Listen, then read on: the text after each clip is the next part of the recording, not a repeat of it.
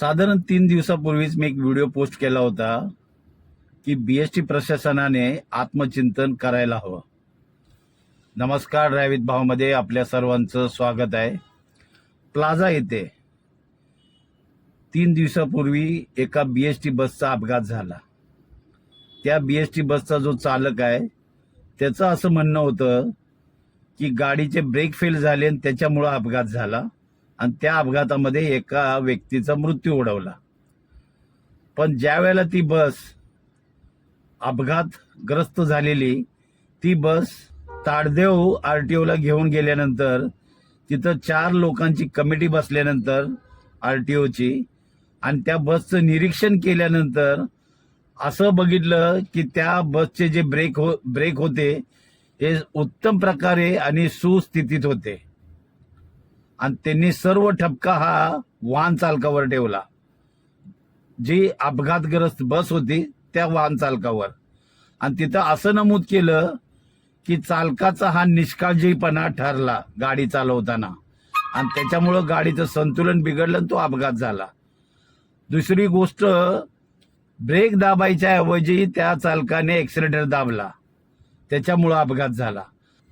RTO प्रशासन आणि police प्रशासन त्या वाहन चालकावर त्याचं कायमचं लायसन रद्द होईल अशी प्रक्रिया करणार आहेत, असं मी नाही सांगत. इथे अहवालामध्ये नमूद केलेलं ते सगळे मी इथे स्क्रीनशॉट लावलेले आहेत. तर मी त्या पण व्हिडिओमध्ये सांगितलं की हे अपघात का होतात. या अपघाताला मुख्य कारण आहे चालकांना उत्तम प्रकारे गाडी चालवता येत नाही. तीही बसच्या ह्या मोठ्या बसेस आहेत, एसी, इलेक्ट्रिक, ऑटोमॅटिक, गाडीचाही अनुभव नाही. दुसऱ्या दिवशी लोअर परेलला एक बस डिवायडरवर चढली. 1 महिन्यापूर्वी अंधेरीला 4 बस एकमेकावर धडकल्या, त्याच्यामध्ये एका वाहकाचा मृत्यू ओढवला. एक बस तिकडे तिचा 2 पादचाऱ्यांना त्या बसने उडवलं, ते सुद्धा जखमी आहेत. वारंवार ह्या बसचे अपघात का होतात त्याचं मुख्य कारण आहे ड्रायव्हरला व्यवस्थित गाडी चालवता येत नाही. कॉन्ट्रॅक्ट पद्धतीने ड्रायव्हरची नेमणूक होते. 20-22 हजार पगारामध्ये तुम्हाला असेच ड्रायव्हर मिळणार.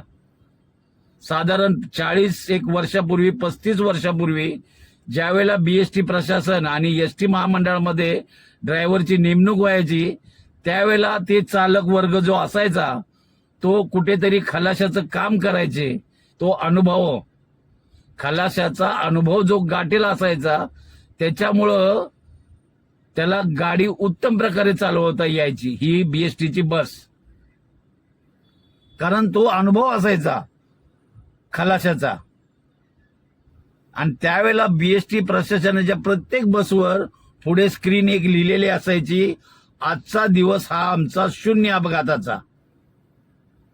कारण त्यावेळेला पगार बऱ्यापैकी होता आणि चालक हे सगळे परमनंट असायचे आणि सगळे चालक जे असायचे हे पूर्ण उत्तमरित्या गाडी चालवायचे असे प्रशिक्षण घेऊन आलेले असायचे.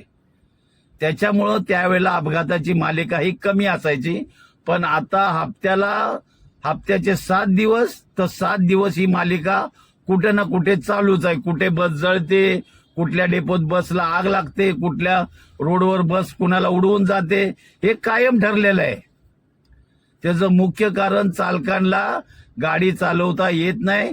बीएसटी प्रशासनाने आता हे मोटर ट्रेनिंग सेंटर खोललेलं आहे आणि बीएसटी प्रशासनाच्या ह्या बसेस ह्या किलर मशीन म्हणून झालेल्या आहेत.